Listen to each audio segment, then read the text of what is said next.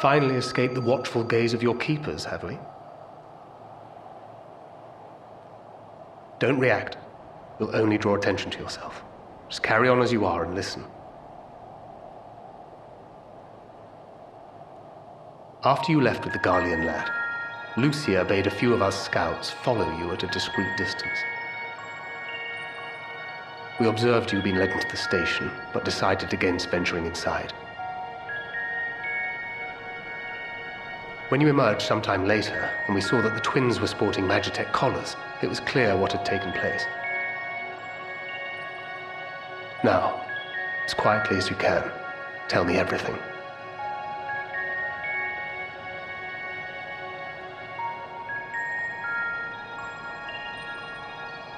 The Legatus himself, eh? Now there's a surprise. This is also the first I've heard of a plan to join forces with the 10th and storm the Tower of Babel.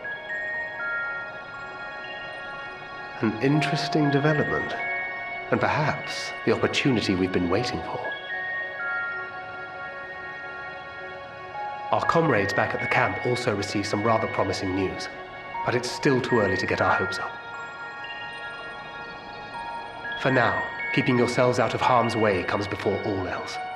Whatever demands the Garleans make, indulge them.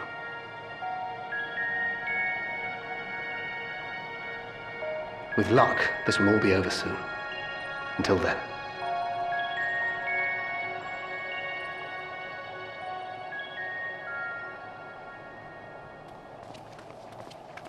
They had not gone far. We searched high and low, but no luck, I'm afraid. I might have guessed you'd be the only one to find anything. I wasn't expecting much to begin with. Eventually, there will be nothing left out here for us to safely salvage. For now, this will have to suffice. We should return to the station.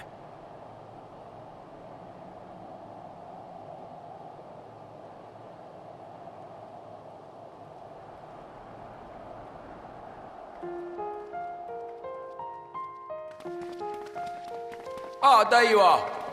Heard you'd gone hunting for ceruleum above ground. Brought back a king's ransom? Hardly. But thanks to these three, we have enough to last a little while longer. Well, well. It's not at all as I was expecting, these ones. For savages, they seem positively docile.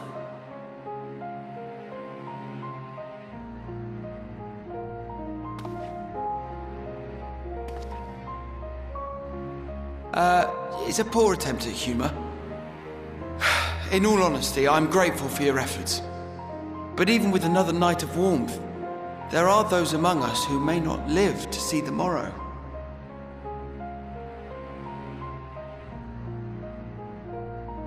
I trust your expedition was fruitful. Lord Quintus!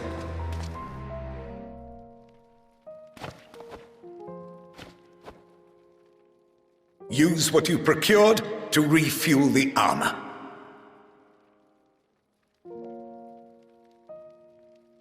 But, sir, what about the heaters for the camp?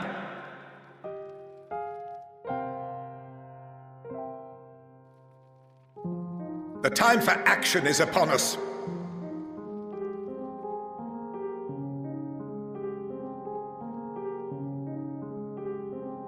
My men and I have matters to discuss. In the meantime, you are to wait here.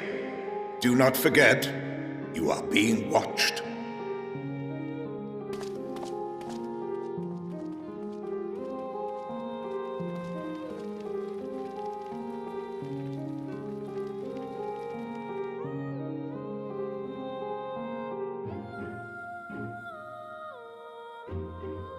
The time for action. What did he mean by that? I can only speculate. Clearly something requiring their magitech, given what we just heard. Whether they plan to utilize it now, or after they join with the 10th, is another question.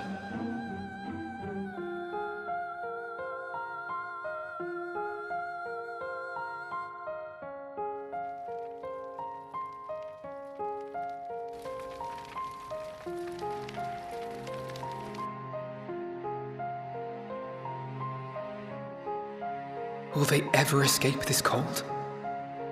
Return to and reclaim the idyllic spaces of which Eula spoke?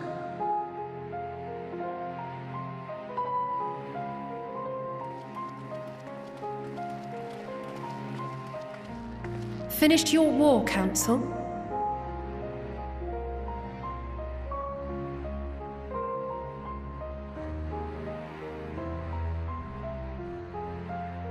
Alphino and Alize are to stay here, as our prisoners. They will be released once your comrades have relinquished their supplies and withdrawn from Garlean soil. Until our terms are met, they will be detained at a separate location.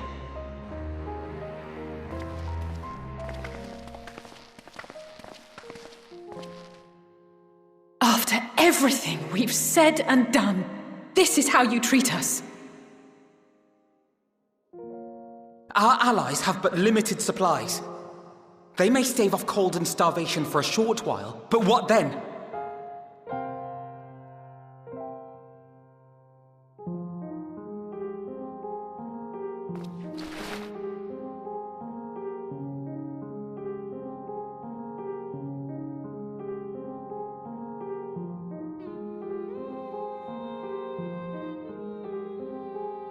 For now, keeping yourselves out of harm's way comes before all else. Whatever demands the Garleans make, indulge them.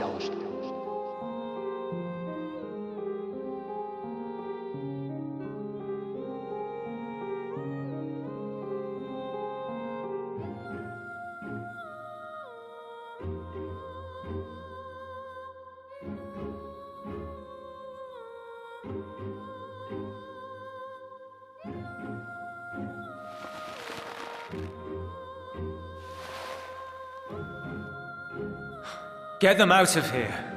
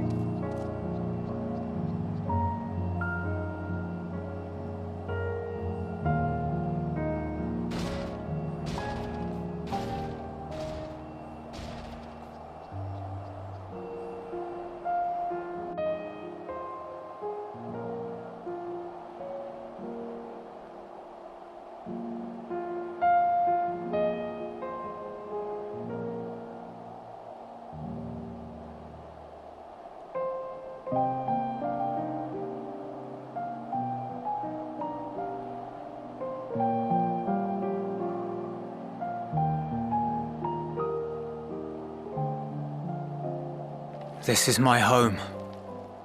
Our home.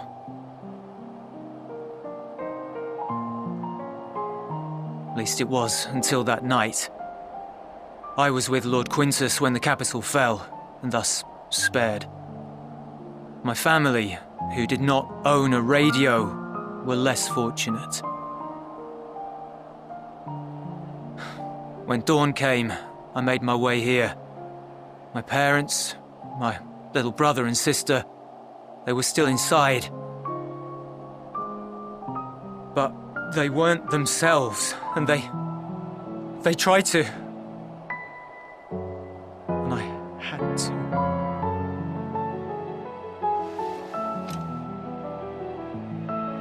I'd promised to take them away from the capital that very morning, to somewhere safe, to hide until the fighting stopped. I promised.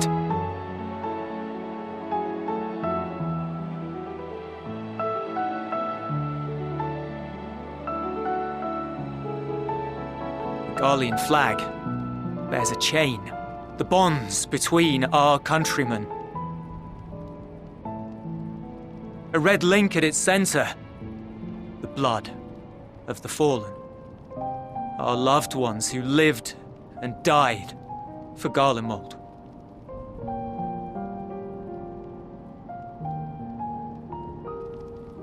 But if she too fell, who would be left to remember them and their sacrifice? What enduring proof would there be that they were ever here? If we had turned to your gods, would they have saved us?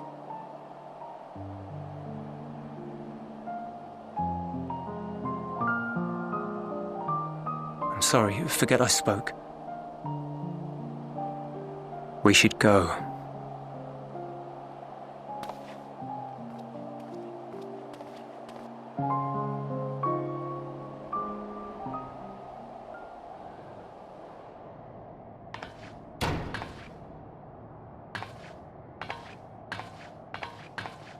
It's no use. Believe me, I do not enjoy being here any more than you. But he wanted us to play along, so that is what we will do.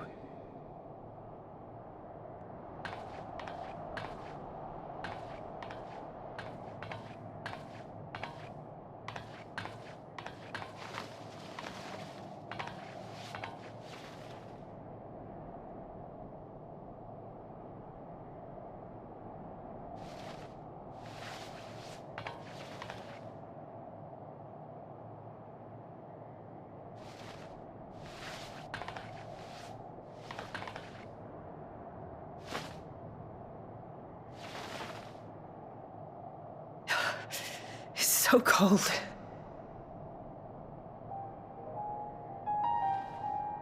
Painfully so. Unbearably.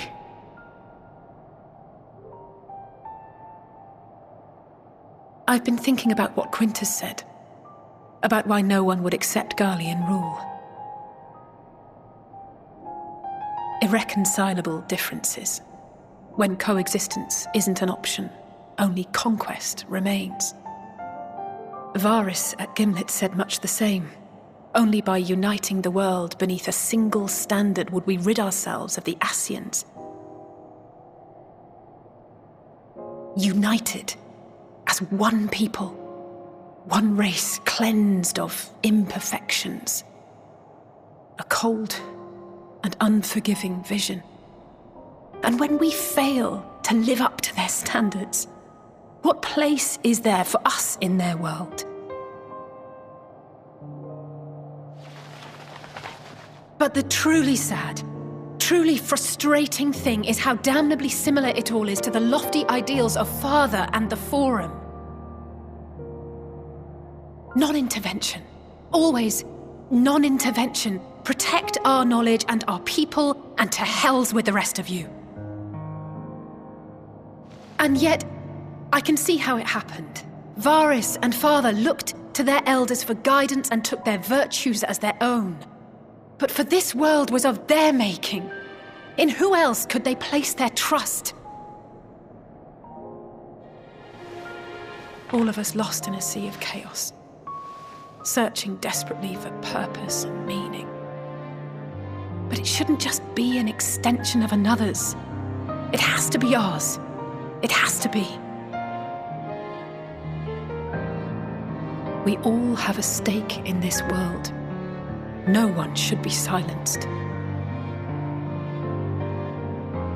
I won't deny that we lack the experience of people such as Father or Quintus. Perhaps they've come to see the world as a series of problems, and the most efficient way of solving them, to reduce everything to fundamental forms. A stone is a stone, a cloud, a flower, no more than that. Simple descriptions that strip the subject of distinguishing characteristics.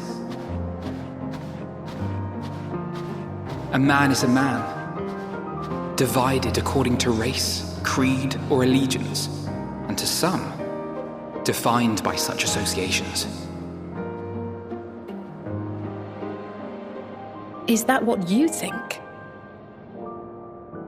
In my misbegotten youth. But what I believed wisdom was no more than aggressive ignorance. I've since learned to look beyond the banners and the politics, to see people as individuals with their own hopes and dreams. As for my dream of building a better world, well, every day I'm reminded that it is far more complex than I had ever imagined.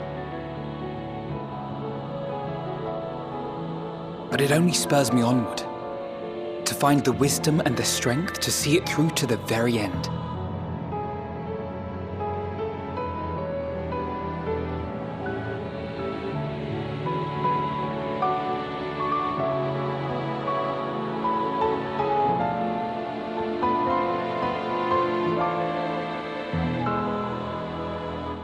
All of our supplies and an immediate withdrawal.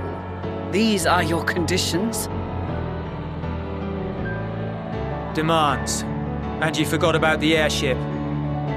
Once again, you will leave one behind.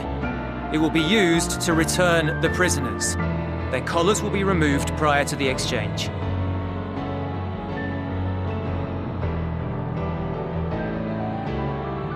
So in the end, not even Father's expertly worded rhetoric could deter you from your chosen course. Huh? Not that I thought for a moment that it would. I've no love for violence, of course, but ours is a cause worth fighting for. I just wish he'd realize it too. Sometimes the only way to protect the ones you love is to take a stand, to refuse to suffer in silence. I want you to know I share your conviction. Whether it be on the battlefield or in the debating chamber, I won't back down. I guess what I'm saying is...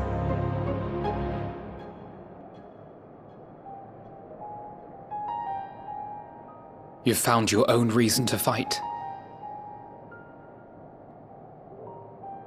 Yes. Yes, I have. God's willing, there will come a day when we can finally lay down our arms, and there will be peace. But not until the Telophoroi have been defeated once and for all. And you, brother, will have a vital part to play. By your words and deeds, you'll lead the way. I pray I am up to the task. There'll always be naysayers. Those who think us fools for even trying. It's easy for learned elites to criticize earnest efforts and assert their moral superiority, all without offering alternatives. Not that their sophistry has ever wounded you. So stubborn and strong. Stronger than you even know. Don't ever change, you hear me? If you stumble, I'll be there to catch you. Or give you a thick ear. Maybe both, for good measure.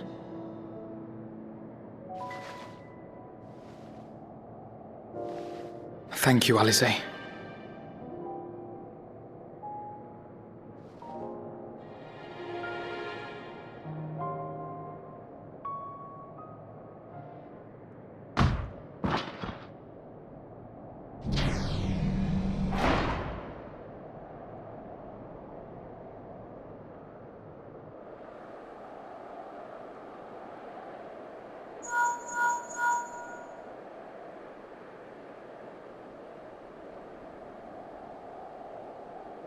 The scouts have secured Alize and Alphino. Their collars were removed without complication as well.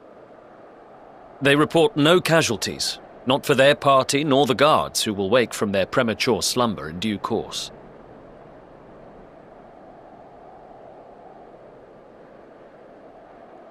It would appear the situation has changed. I propose new terms. We have information that will be of great interest to Lord Quintus, and I wish to speak with him in person.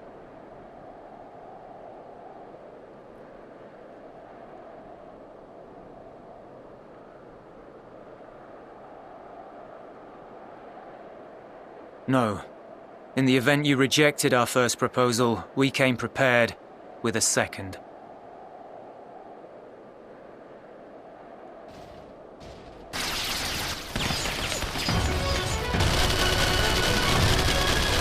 Ambush!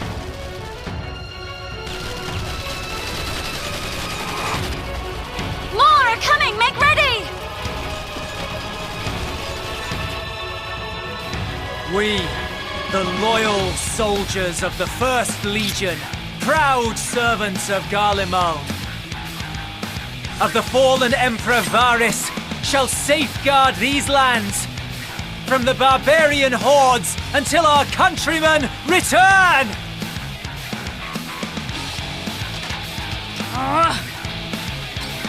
Stop! Both of you!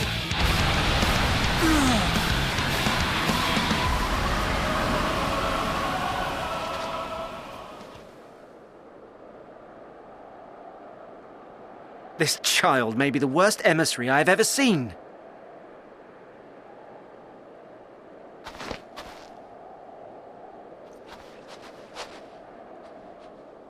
We received an urgent communication from the Grand Company of Eorzea.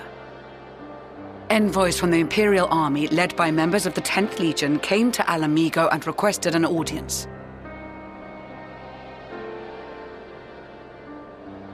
They explained that their efforts to coordinate the reclamation of the capital with the aid of the 4th, 5th, 8th and 12th had ended in failure. Communication between most legions has broken down entirely. Most of the 10th's conscripts have deserted, leaving their forces severely depleted. That is why, unable to continue the fight on their own, they and their allies turned to the Grand Company of Eorzea for aid. Lies! Every word! It is the truth, and I have not finished. The 10th has requested that we deliver a message to Lord Quintus. Have the ill stand down.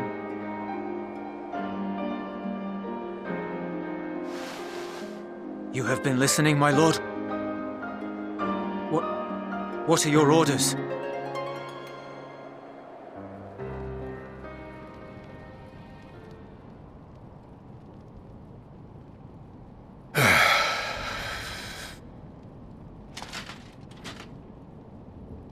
Inform her that we will honor the 10th's decision.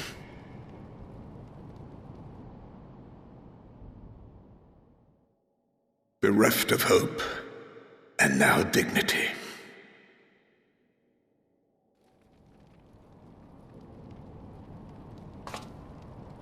I release you from your duty. All of you.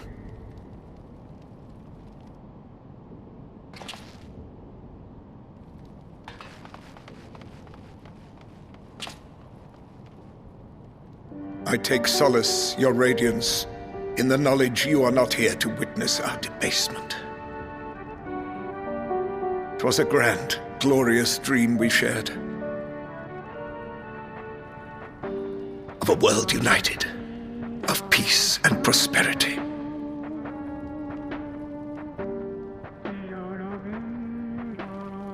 We are ghosts, you and I, memories of days gone by.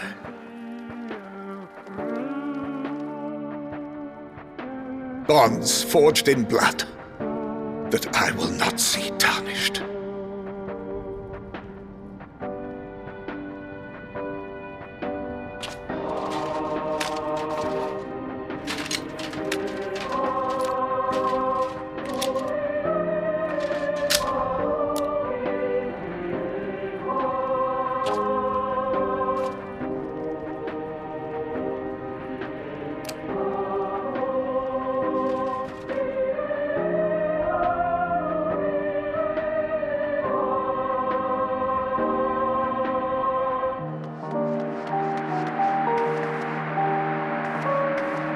Quickly!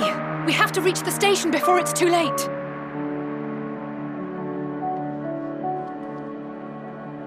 If there is still a chance that Quintus will agree to a truce, we must take it. I just hope we get there before he and his men do something rash.